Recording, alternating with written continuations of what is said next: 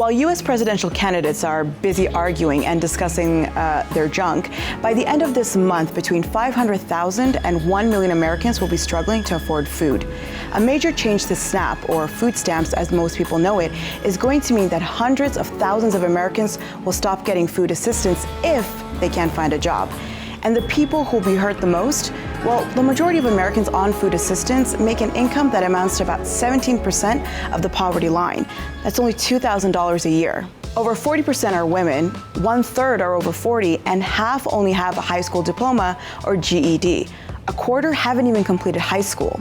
In short, they're the people most likely to struggle to find work, particularly in areas of the country where the economic recovery hasn't been as strong. So what exactly is happening with SNAP that's going to leave maybe up to 1 million Americans unable to afford food?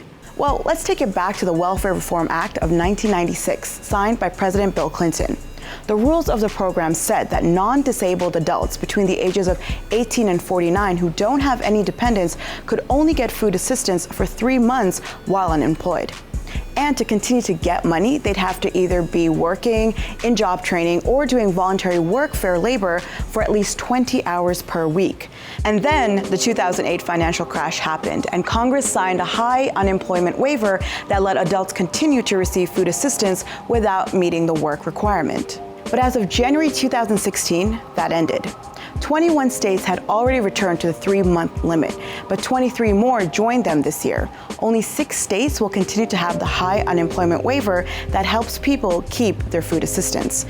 Oh, and 4 of the states implementing the 3-month limit could qualify for a waiver, but have decided to cut people off benefits anyway. And while getting people off benefits is good for budgets, it leaves people scrambling for other ways to get by. So in an election season that's been defined as much by immature potshots as the issues, who's going to speak for Americans struggling to feed their families?